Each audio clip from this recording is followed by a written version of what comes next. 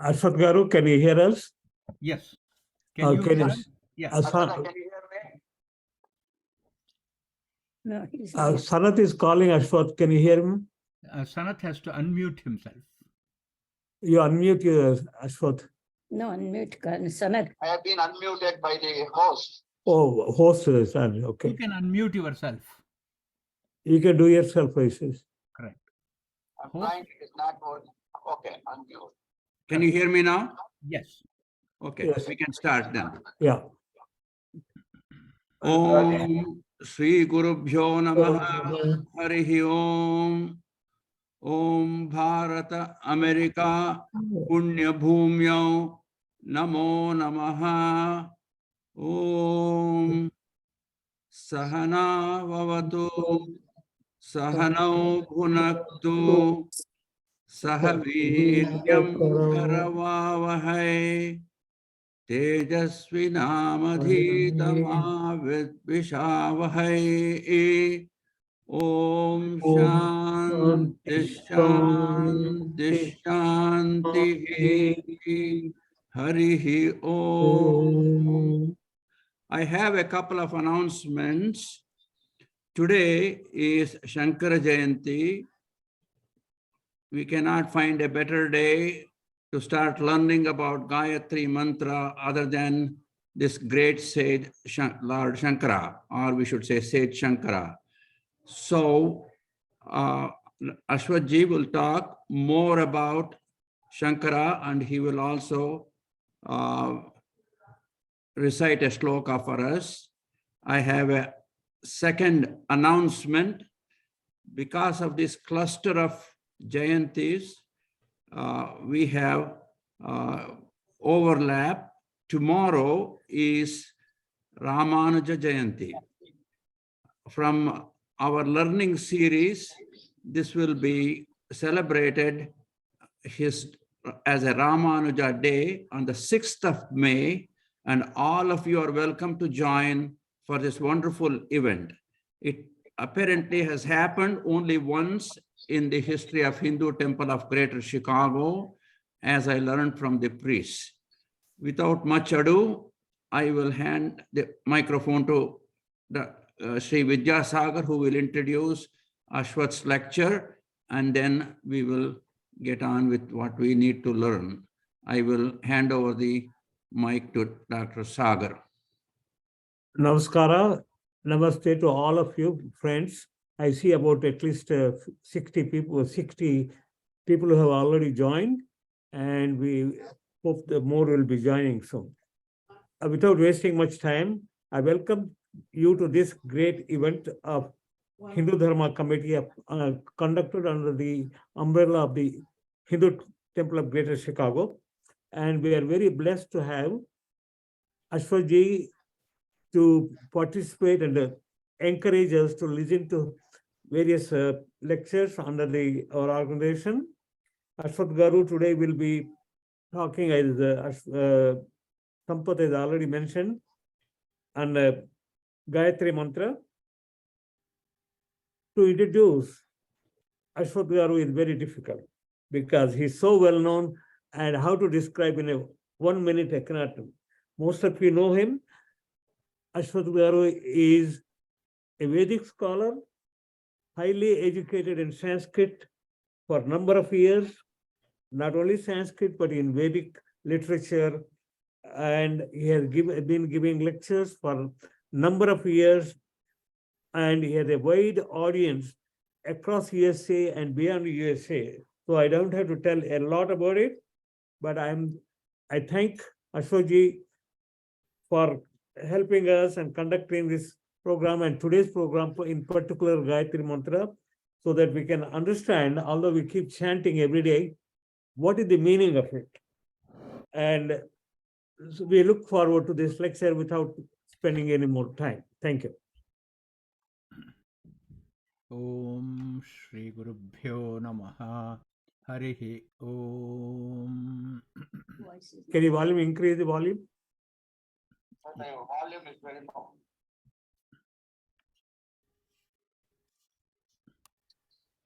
I have the maximum volume. Volume is fine on the cell phone. Yeah, we were able to hear, sir. You can continue, please. Parthiban, you have something to say? Yeah, we were able to hear. Okay. Yeah, So I'll stop the.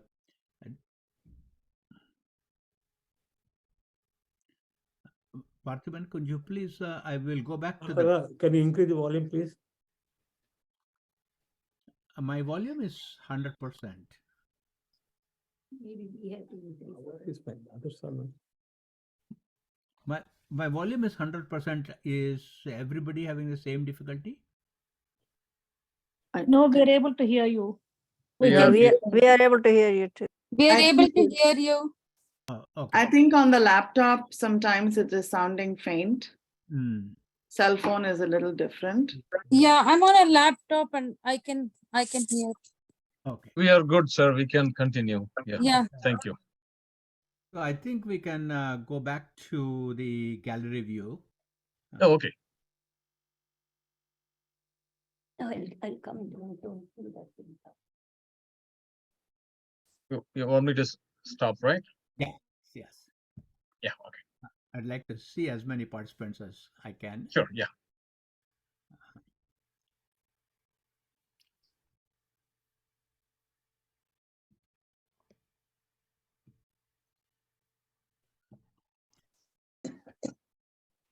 Shri Guru Namaha Harihi Om. So I request everybody to please mute. Yours and see. You've done that.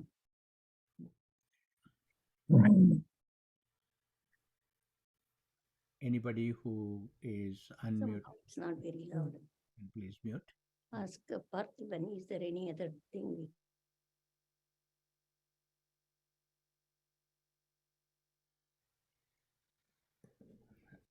As Dr. Sagar Garu mentioned, I will start with a prayer for Bhagavan Shankaracharya, whose Jayanti is today. So it's befitting that we chant the Trotakashtaka. We will talk about Trotakashtaka in greater detail at another time. So basically, it was Trotakacharya. Actually, he was called Giri. He was one of the students, 4 students of Adi Shankara. He was reputed to have been a little dull among all his students because he was not talking much. So their classmates were thinking that he is very dull. And then one day, Giri, that is who later becomes Trotakacharya, had gone to wash the Guru's clothes. And then Shankara, the teacher, said that, let us wait for Giri to come. And they were sitting in a place where all surrounded by mountains. So the students are supposed to have said, talking to Giri is no different from talking to those mountains which cannot understand whatever you are talking. Let us start the class. And this was overheard by Trotakacharya. And then while he was wringing the clothes of the teacher, and he walks and creates a whole new meter. Until that, the Trotaka meter was not there at all.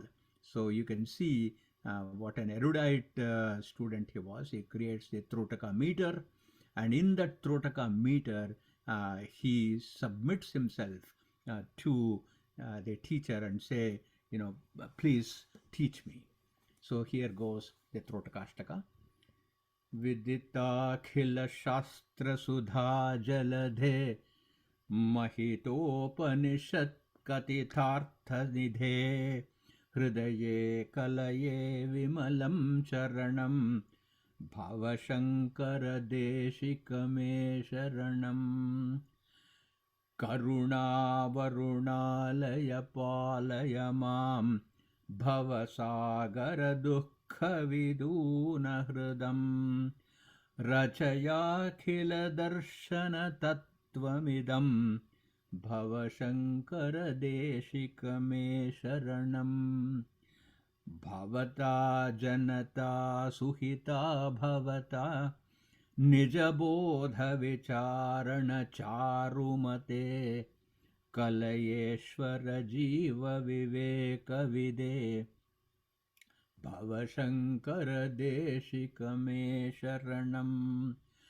Bhavayeva bhavaniti me nitaram samajayata chetasi kautukita mama varaya moha mahajaladhim Bhavashankara deshikame sharanam Sukrute bahudha bhavato bhavita samadarshana lalasata atidinamimam paripalaya mam Bhavashankara deshikame sharanam Jagatimavitum kalita kritayo vicharanti mahamahasachalataha Ahimamshurivatra vibhasi guro Bhavashankara deshikame sharanam Guru pungava pungava ketanate Samatamayatam nahi kopi sudhihi Sharanagata vatsala tattvanidhe Bhavashankara deshikame sharanam Viditanamaya vishadaikakala na cha kinchana kanchanamasti guro dhritameva vidhehi kripam sahajam bhavashankara deshikame sharanam. That's the beautiful Totakastaka and the Trotaka meter. With that, we will come to today's subject. Today's subject, we are talking about the Gayathri Mantra.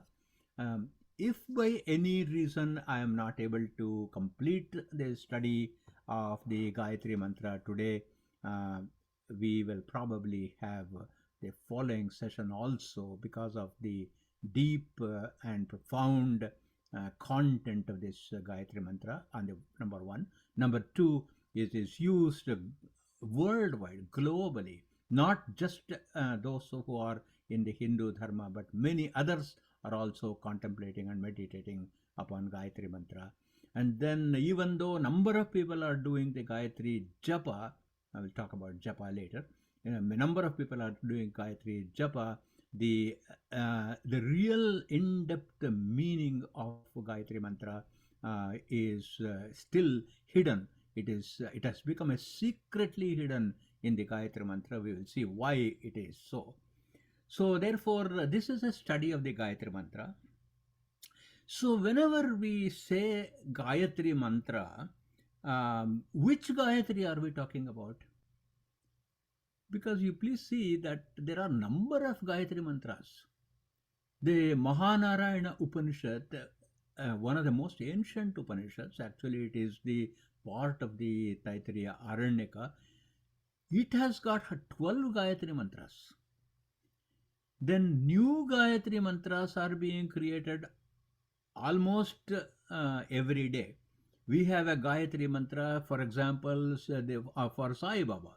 We have a Gayatri Mantra for Ayyappa.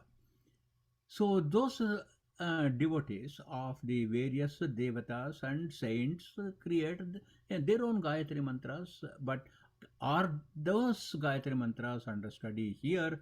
The answer is no. What we are studying today is the very well-known Gayatri Mantra that is in the Rigveda, which Gayatri Mantra was visualized, was realized in deep meditation by the great sage Vishwamitra.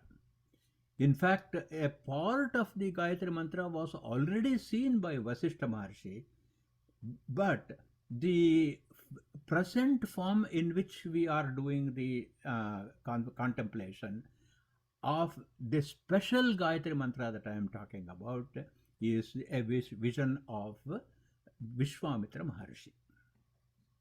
Now, which is that Gayatri Mantra we are talking about? So it befits our study that first of all we will say the mantra, and that is the mantra we are studying, which goes like this: Om Bhur Bhuvaswaha Tatsaviturvarenyam Bhargo Devasya Dhimahi Dhiyo Yonah Prachodayat. That is the Gayatri Mantra we are going to study. So let there be no confusion that even though there are a variety of Gayatri Mantras, what we are going to present on the content of this particular Gayatri Mantra, the Vishwamitra Gayatri Mantra, many of those characteristics do not apply for the other Gayatri Mantras. So, what is so special about this Gayatri Mantra? It is because of the chandas. The chandas means the meter in which it is written. The meter of the mantra is that it has got 3 lines and a total of 24 letters. So any Sanskrit composition with 3 lines, each line having 8 letters and totaling to 24, is in the Gayatri meter. But what is special about the Vishwamitra Gayatri Mantra of the Rigveda we are talking about? It is the Devata is also Gayatri. The Chandas is Gayatri. The mantra itself is Gayatri. So that is the uniqueness of this. We can almost compare it as the Triveni Sangama that we are all familiar with. You know, the 3 rivers, Ganga, Yamuna and Saraswati, where there is a confluence in Prayaga, and it is said that if you go take a bath there, then you will be able to completely remove all our sins. And Gayatri Mantra is such a Triveni Sangama, the contemplation of which will actually remove all our negativities. So let us start with the definition of the word Gayatri itself. So how did this word Gayatri come about? It comes from the Paninian root called Gr Shabde. That means that which makes a sound. So you can imagine the importance of a sound, because without sound there is no communication.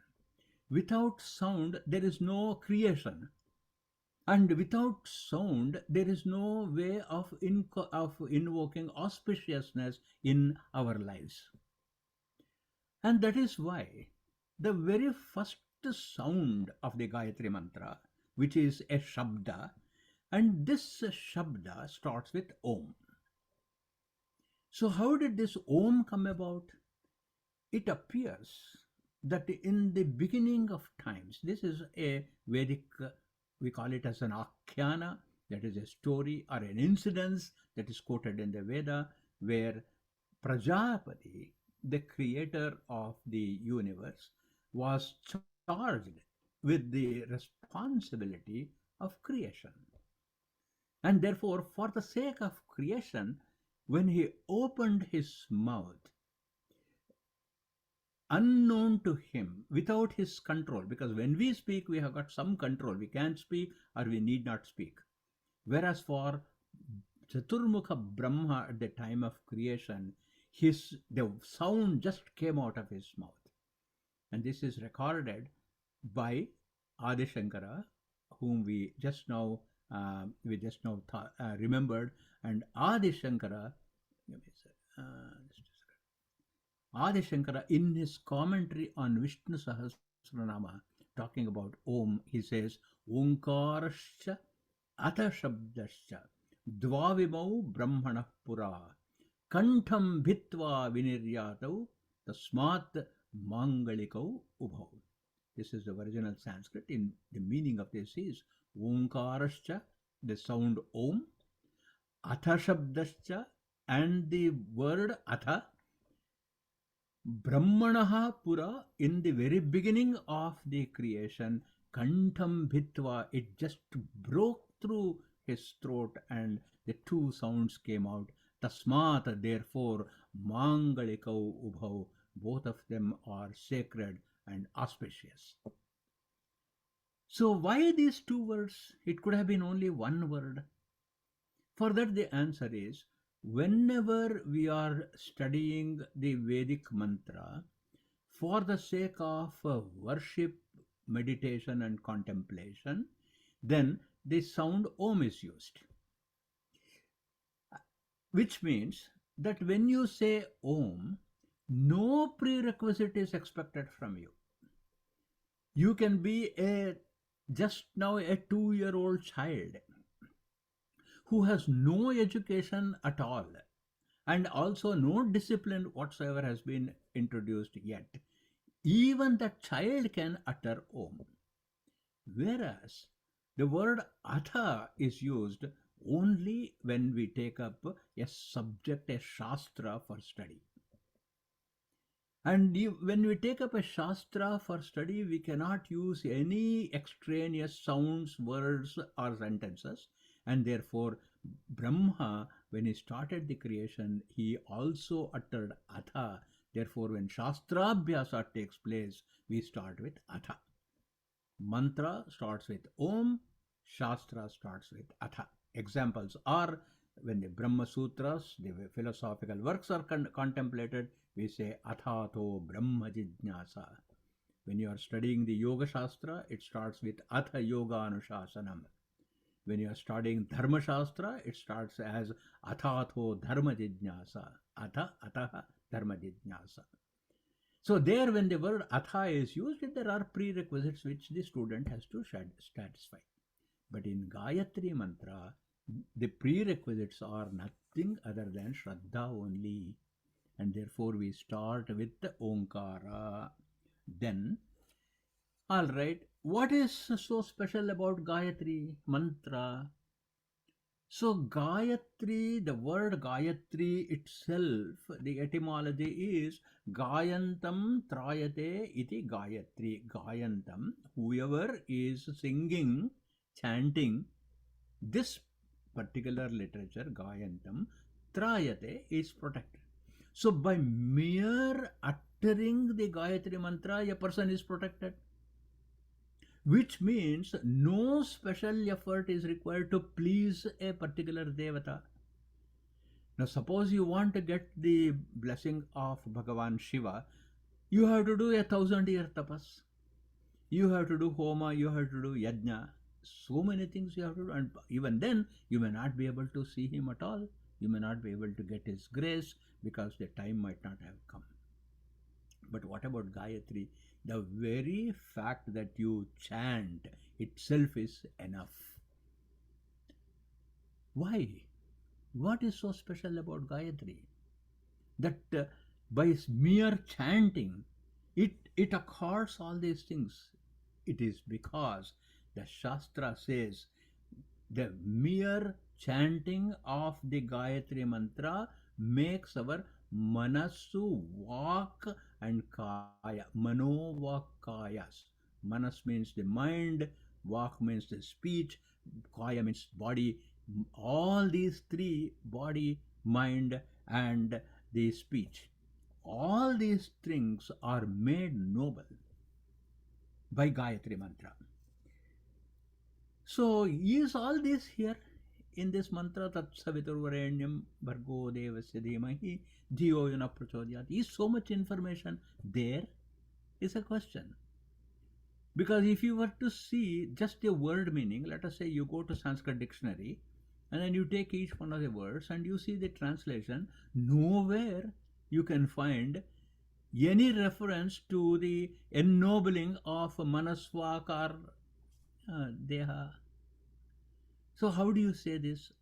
This brings us to the meter, the Gayatri meter.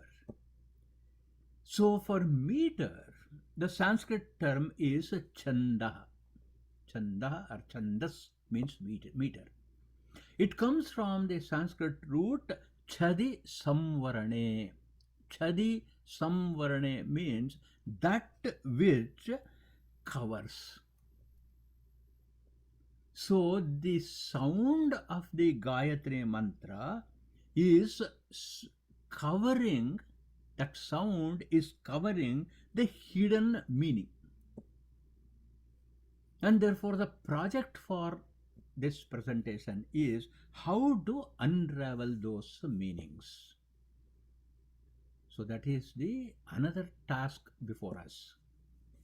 The third task, that is first task, is how do we make sure that by just chanting the Gayatri Mantra, our manas, vak and kaya, that is this mind, speech and body, how can it become pure? Question number one.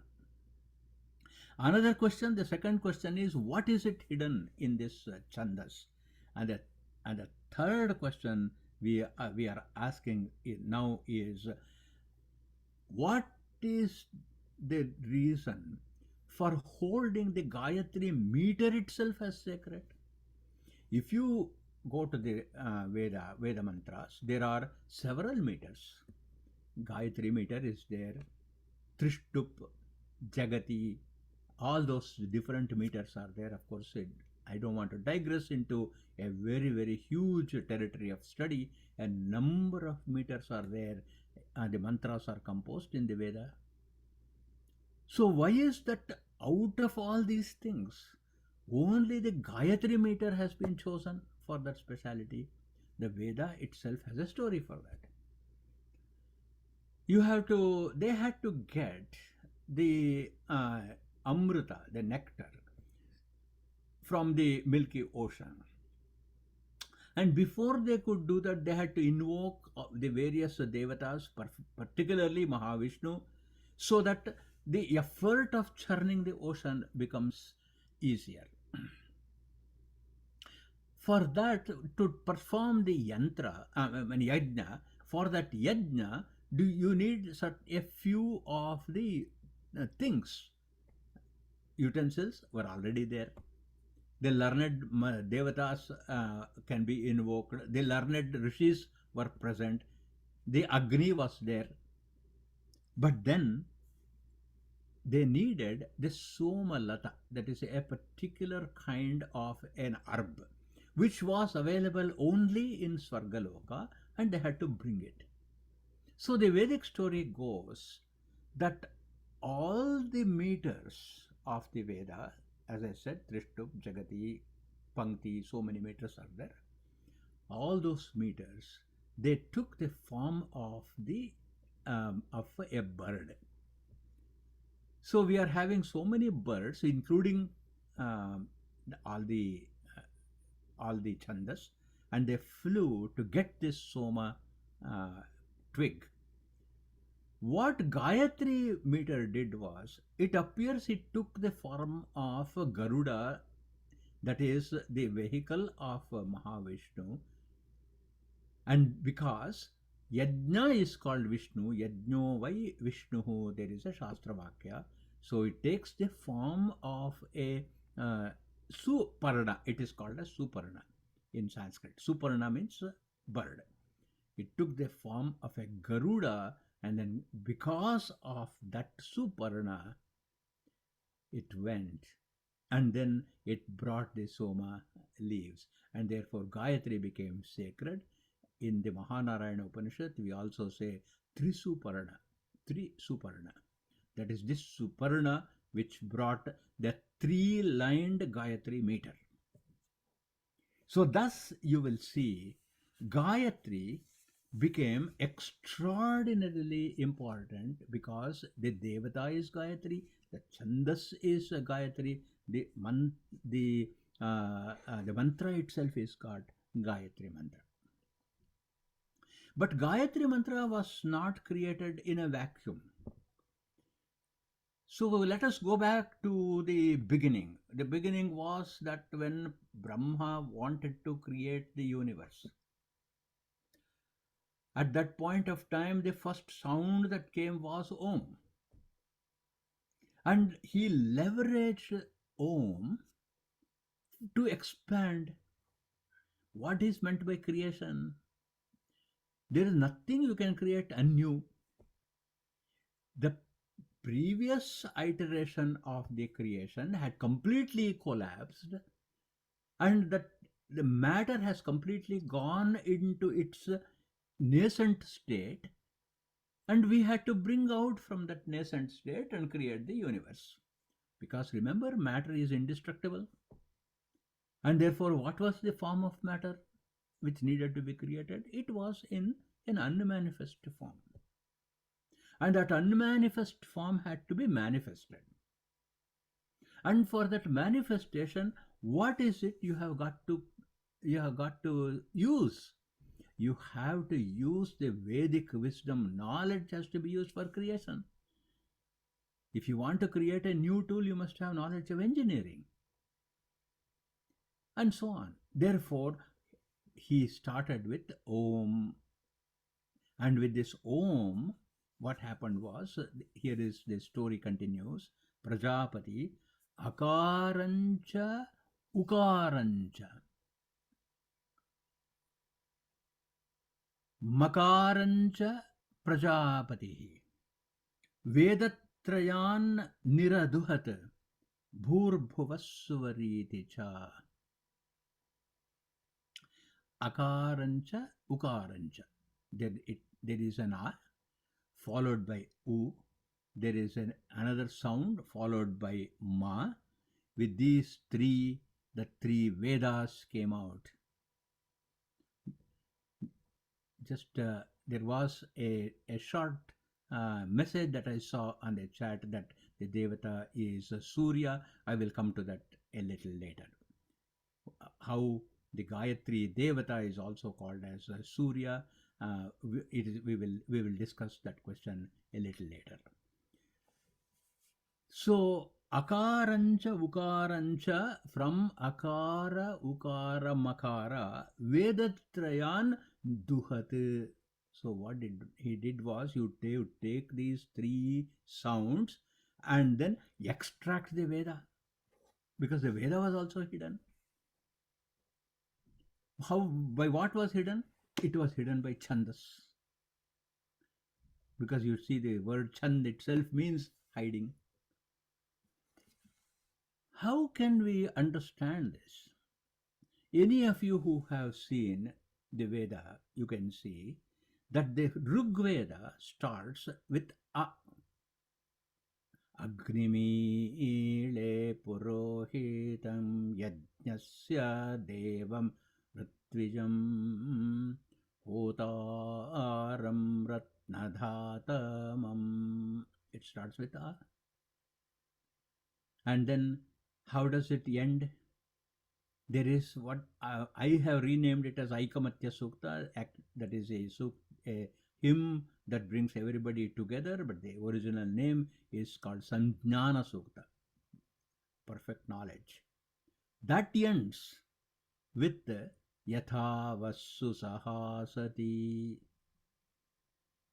All of us shall come together so that all of us enjoy what we are doing. It ended with E. So it starts with, Rigveda starts with A, it ends with E. Yajurveda starts with E.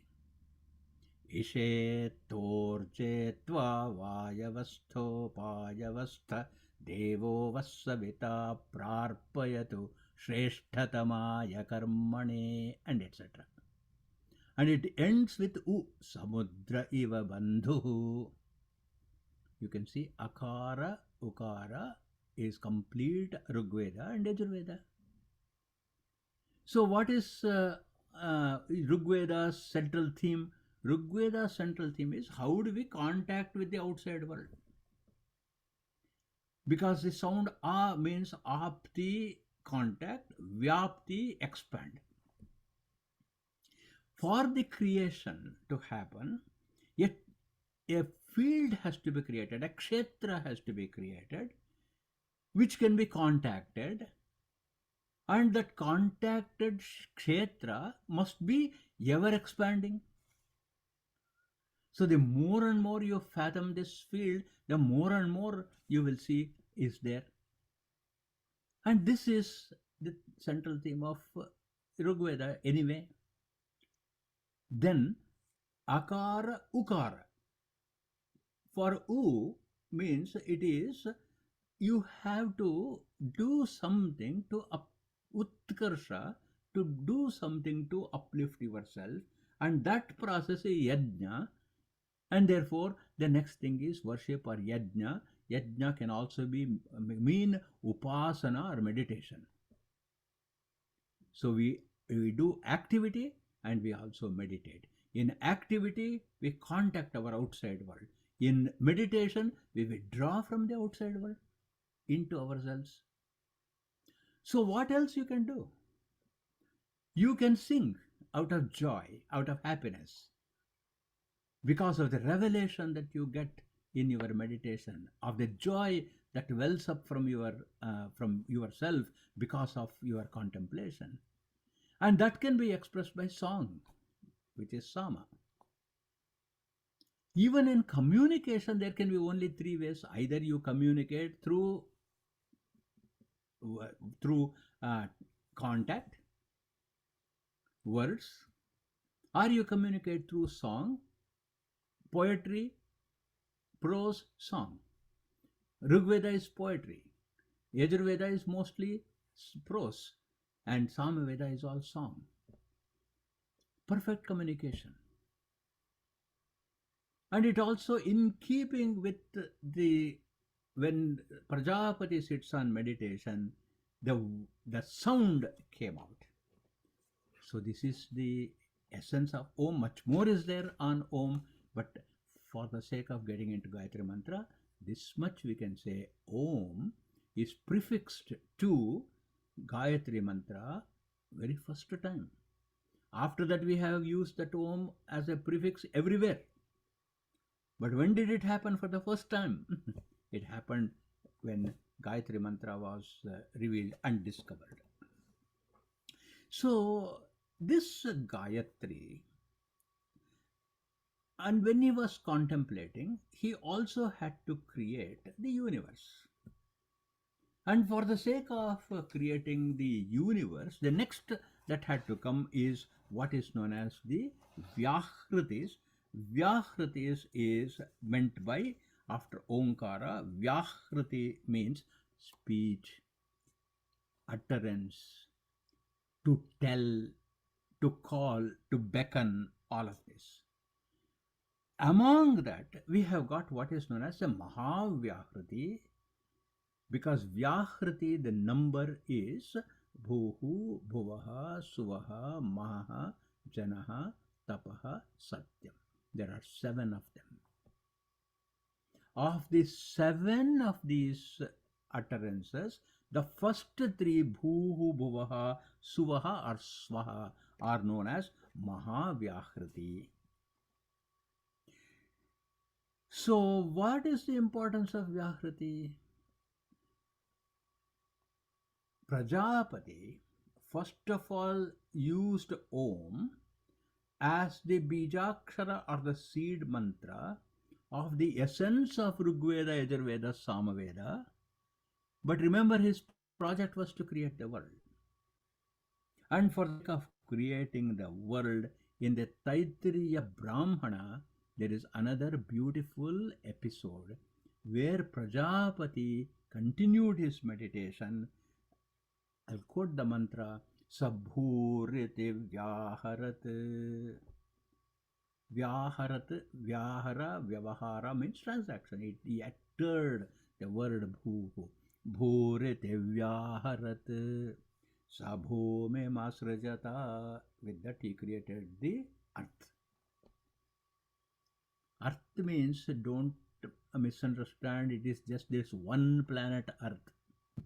It is any mass of matter in which life can exist in any form. So in short, when we use the word Bhu, we can say that which exists. In Sanskrit grammar also, the root Bhu is used as to mean existence. Those of you who are students of Sanskrit, Bhu Sattayam Vachi means Bhu is the word, is a sound used for existence. Then Bhuva iti Vyaharat. Then he said Bhuvaha. So antarikshamasrajata. He created space. You create all this matter. Any of you who are trying to put things in your house and then you have no restraint on shopping, what happens in the house? Wouldn't it be total clutter? So every time you go to the store and see something beautiful that you want to have that, don't you think instinctively and intuitively, where am I going to place this? And if you don't have a place to keep, proper place to keep, however lovely that object is in the store, you will not buy it, isn't it? But here for our Prajapati, the question is that he had so much creation and he needed an enormous amount of space to store them, and therefore Saha Antariksham Asrajata, he created the intermediate, the space he created. Now, all right, what about the living beings who are residing in Bhumi? What is it that they really want? In one word, everybody wants to be happy, isn't it? Everyone is seeking for sukha. Now, for enjoying the sukha, you must have a proper environment. And what is the best environment that our sages envisaged? We must create an environment which does not have any defects of bhuhu bhuvaha. So let us create a concept called heaven or suvarloka. And therefore, what did Prajapati do? Saha su iti. Su means beautiful. Su, good. Iti vyaharat saddivam asrajata. So he created the heaven. So you see, in the three vyahritis, bhuhu, bhuvaha, suvaha, what Prajapati did was, he created the world, he created the place to keep this world, and then he also provided a location where those beings which are looking for sukha can go. So Bhur Bhuvaswaha, in summary of what we are talking about, what is it? It represents Bhuhu. It represents the Rigveda. Why? We said that the A of Omkara is Apti or contact. So what do you contact? Everything that is Arti only you contact, isn't it? And therefore, naturally, if in A of Omkara morphs itself into the solid earth, as I said, anywhere living beings can be there is a Bhumi. So it could be Mars tomorrow. Even that's also earth only. So you have first of all, the process of contact. Next, you are having the place for contact and the literature which talks about contact. What does Rigveda talk about? Agnimi ile purohitam. Let us worship Agni. So when you say let us worship Agni, Agni must be there. The worshipper must be there. The place to keep the Agni must be there. And the Devata must be there. And all of them have to be contacted. And therefore, Rigveda focuses on contacts. And contact is the quality of Bhuhu. Then you have got Bhuvaha. In Bhuvaha, it is withdrawal, it is meditation, it is an infinite space. The infinite space is your heart. The more and more you fill your heart, there is still space for more, isn't it? How much have we filled our heart with in our lives? And still there is space. You can add more. And therefore it is yajas. And then in Suvaha, it is Sama, because you sing only when you are a happy person. If there is no joy, song will not come out. You may do music, but music need not be song. To sing, joy must be there, and therefore Suvaha is a Sama. Then Bhu, Bhuvaha, Swaha, when the three are combined, where do you operate speech? Speech is operated on the earth walk. Meditation and contemplation is done in the manas. It is in the manas. And this is possible only when we have got a life force, prana. So, Bhuhu Om, Akara became walk, Bhuhu became walk. You can map like that. And Bhuvaha became manas, Suvaha became prana. Now you see how the one sound, Om, is expanding into Bhur Bhuva Suvaha, and this is the reason why in Gayatri Japa we say Om Bhur Bhuva Suvaha. Every time you do Gayatri Japa and you say Om Bhur Bhuva Swaha, all this must flash before our mind. Then you see the quality of the meditation. Omkara is the first sound that came from the Prajapati Brahman, and that was because of so many algorithms that I'm tracking down. Then anything that we speak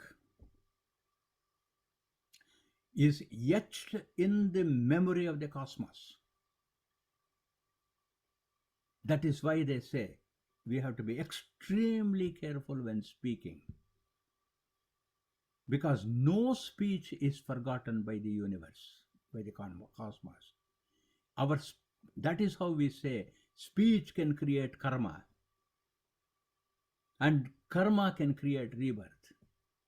Good speech can create good rebirth.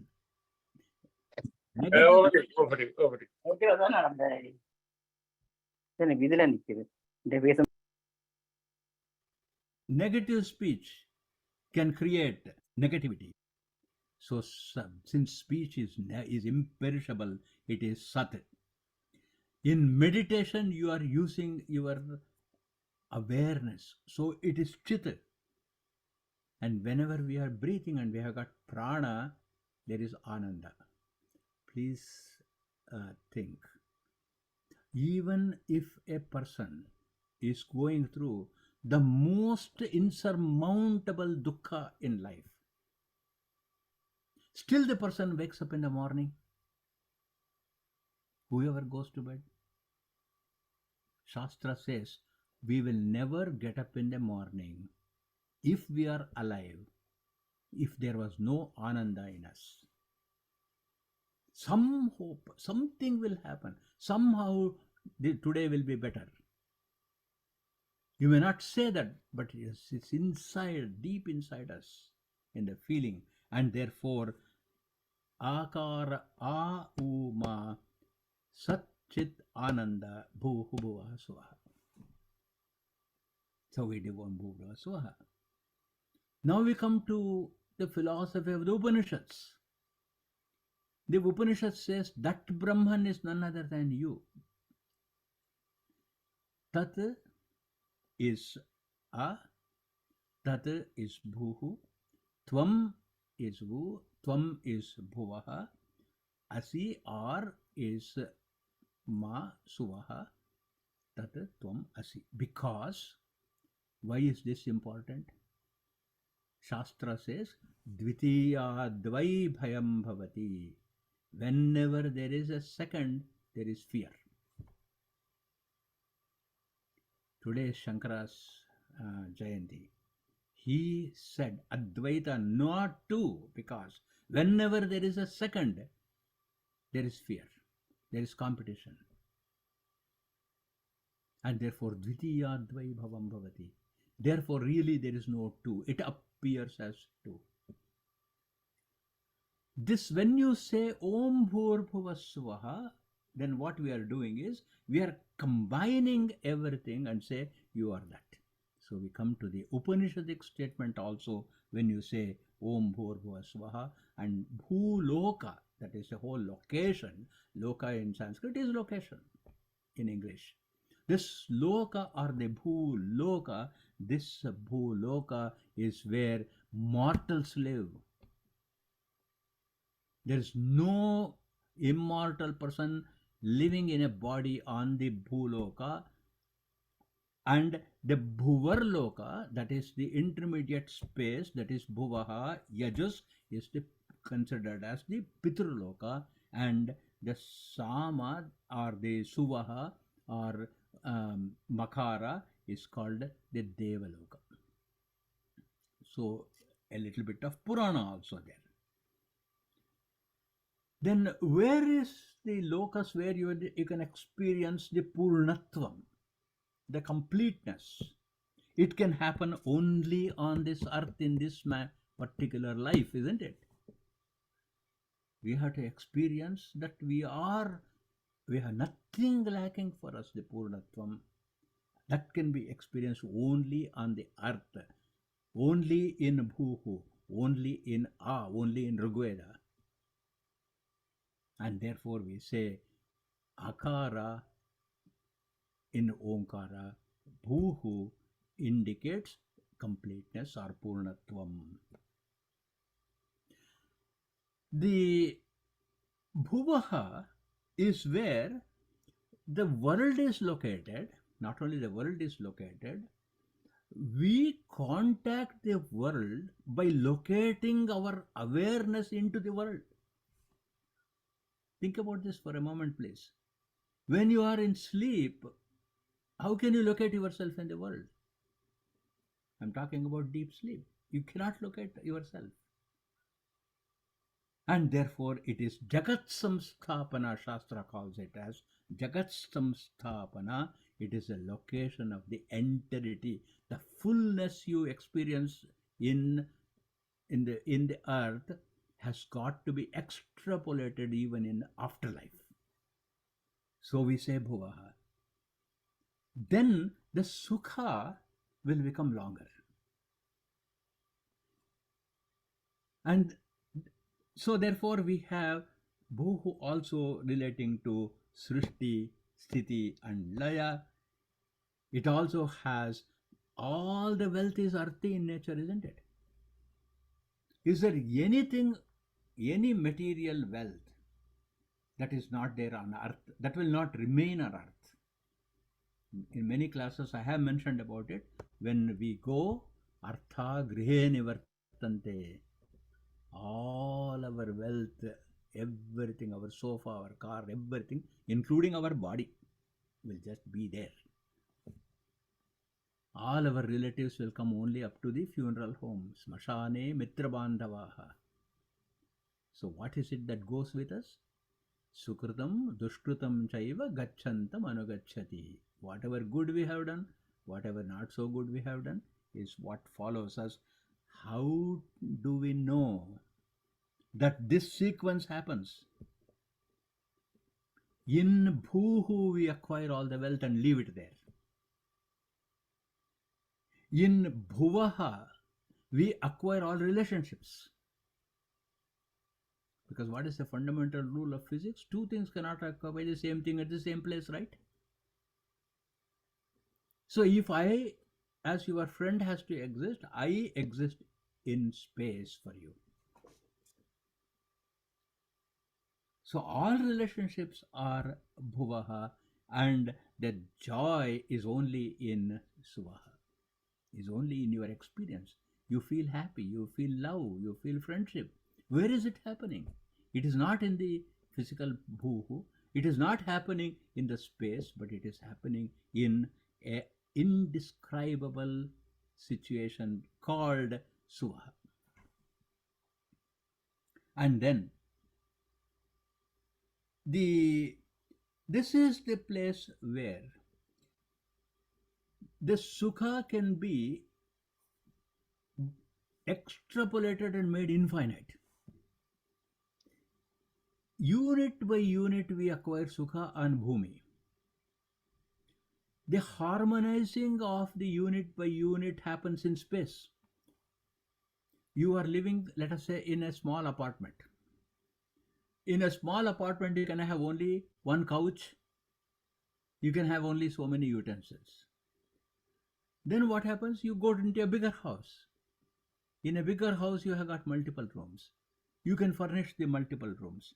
Keep expanding it so, and the most inexhaustible acquisition is jnana that you can get, is the knowledge you can get, and knowledge is mapped onto Suvaha. So bhuhu bhuvaha suvaha.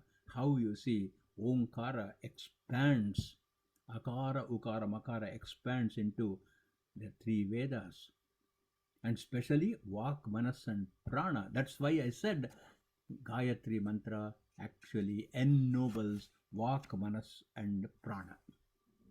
So can we consolidate all these concepts into a formula that we can remember when we are doing our meditation?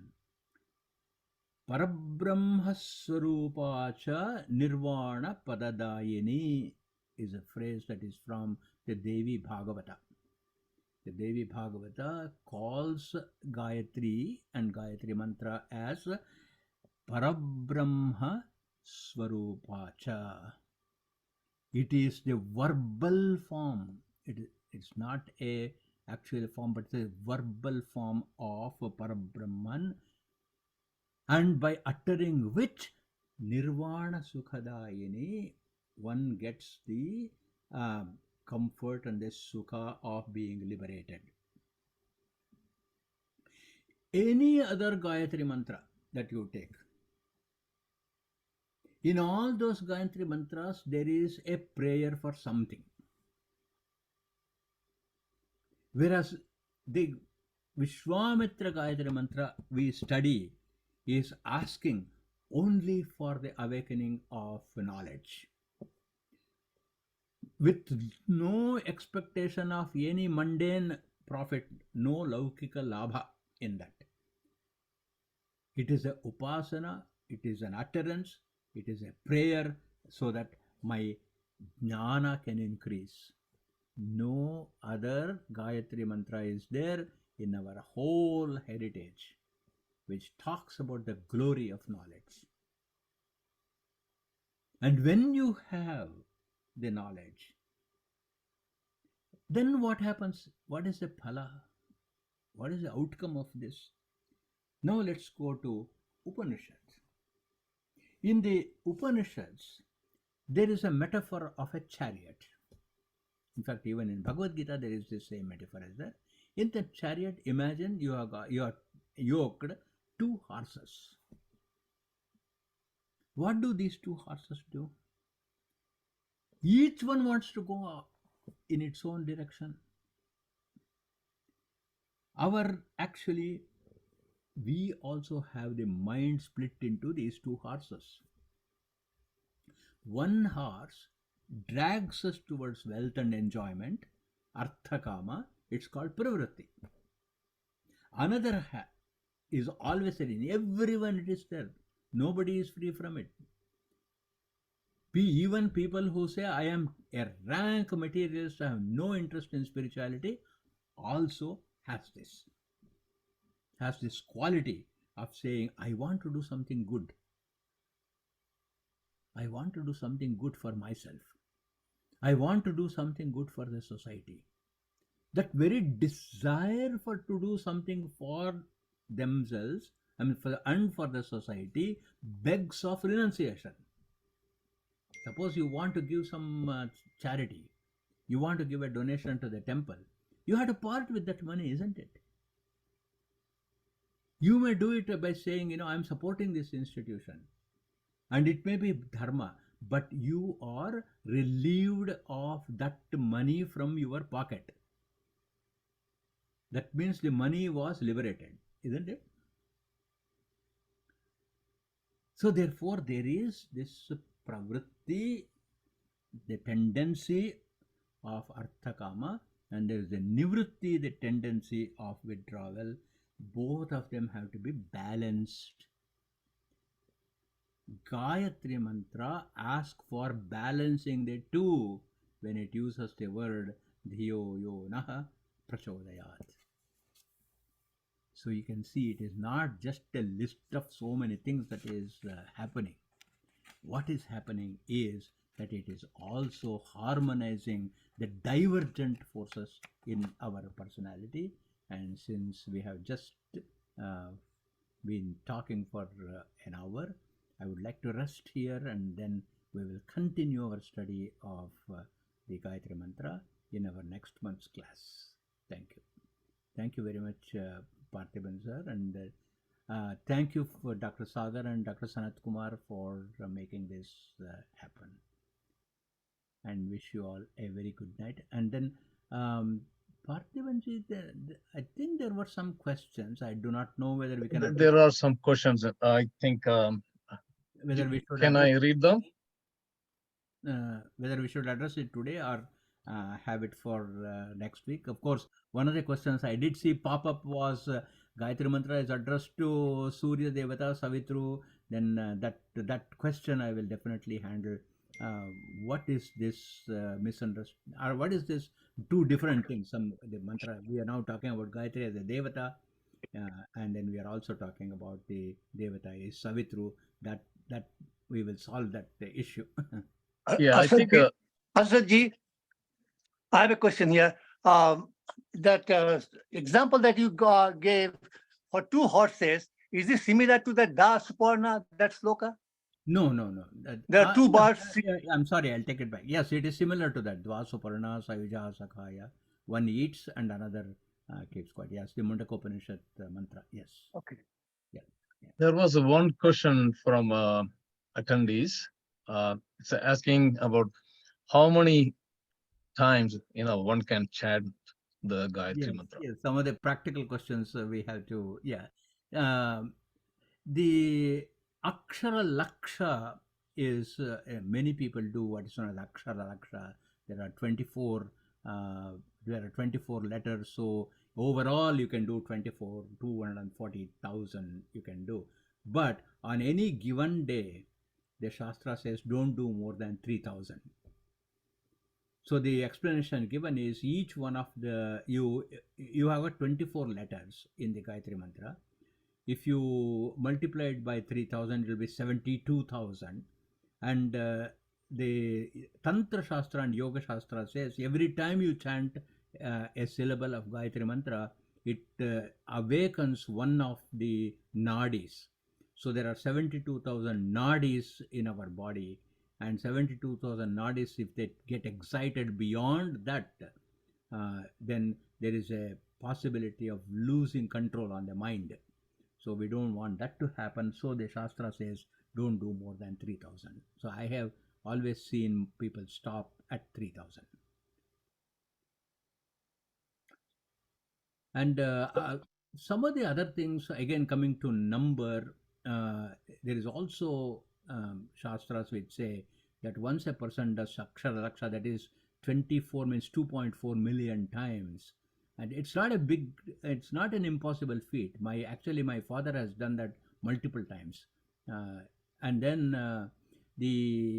once you do that, they say that not only Mano, Vak, Kaya that we were talking about, all of them are ennobled, but the Anugraha Shakti also accrues. That means if a person says to somebody and blesses, it is said that that blessing comes true.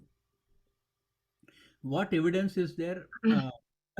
Is you have to actually do it and then discover it for yourself. I think that thank you very much, Ashok-ji. I think that brings us to the conclusion of today's session, and I will pass it on to Dr. Sagar-ji.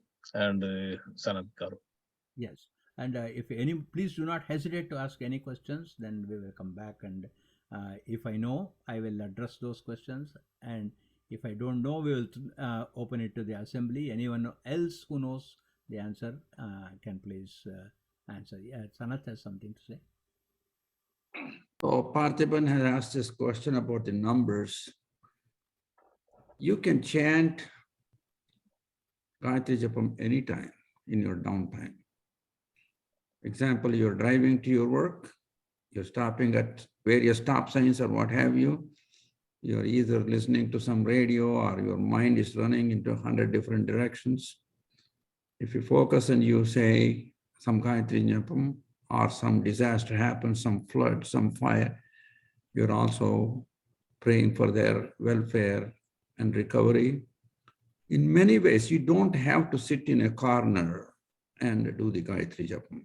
Wherever you are, you can do Gayatri Japam, and that will bring peace and help for our fellow beings as well as all that is here in the universe. So we don't have to confine and count anything. It could be as simple as 12 Gayathri Mantra, which you can count on your fingers so that you make yourself aware and get some sort of a discipline to recall that morning, afternoon, or evening. And that can be done in any given place that you are at that moment.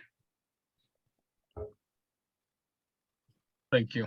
I think we already made some announcements about the next month's session. And thanks everyone for attending. And back to Dr. Sagar.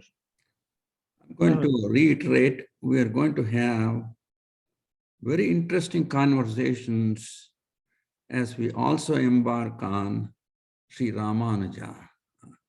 And Vidyasagar is preparing a wonderful presentation on that. Also, the slokas will be sung by some very erudite scholars. And it is a general understanding that somehow the Dvaita and the Vishishtadvaita philosophies are at loggerheads and at war. I'm going to put Aswath into this difficult position to sort out that this is not necessarily so. You are going to understand this from 3 different points of view. And as a matter of fact, it is one of the most interesting times when this was happening around the 12th century. So I will not go on prolonging this.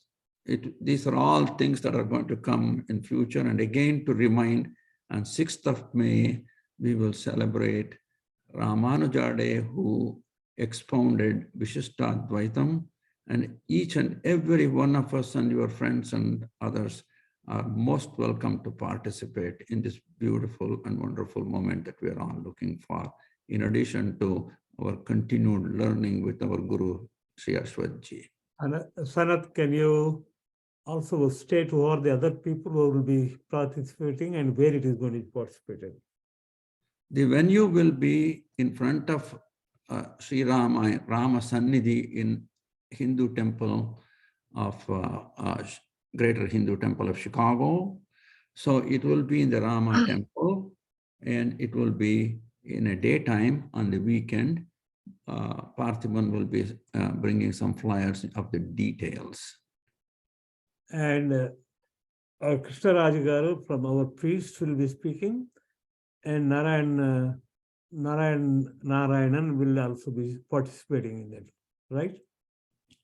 I haven't heard from Narayanan yet. So the program will include by our very eminent scholar and priest in Vishishtadvaita, Sri Krishna Raja Bhattar, who has been in Sri Rama temple for a long time, and he will expound on the essential or the very concept of Vishishtadvaita. And as I said, from a historical point of view, our most revered scholar, Sri Vidyasagar, he doesn't want me to be telling anything. He picks up a little argument with me, but I will say that for people who know him, he has done enormous work on this, and he will bring out what he has. And of course, just as I said, Aswath will have the task of answering and bringing this all together. So Aswath ji, since he is my brother, I don't add G many times, so forgive me for that. So You don't, Senator Thirumale will be joining us. nobody need to add the G to me. Thank you. I think it's just a word of expression. We say, oh, gee. So all the details we can actually post, since the day has, the night is pretty, especially for many who are in the Eastern Standard Time, it's pretty close to past 10 o'clock. So we will make everything announced, and then so before I conclude with a Shanti Mantra, Dr. Sagar. I just want to thank Ashwath ji and all the members who attended, and Partha and Sanat.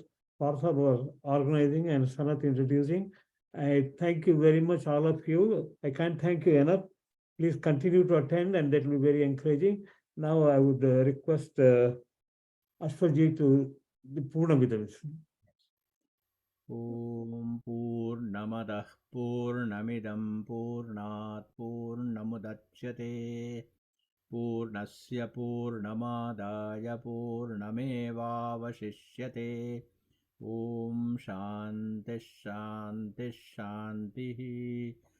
Harihi Om Shri Gurubhyo Namaha. Harihi Om. Thank you very much. Good night. Good night. Good night. Thank you. Thank you, Aswath ji. It was so wonderful. Thank you. Thank you, Ashwath ji. Thank you. Thank you, Ashwath ji. Thank you. Thank you. It was a wonderful discussion. Very nice. Thank you. Thank you very much. Sanatji, you wanted to say something? Any questions that they have, save it for the next session, and then they can send it to you. And then we know that last part of the session, we'll discuss some questions. Okay. All right. Thanks. Can Good night, Thank you, everyone. Ashwath ji. Can I conclude the meeting? Yes. Yeah. All right. Good night, everyone. Good Good night. night. Good night. The official meeting is concluded, but if you have anything to talk amongst ourselves, you can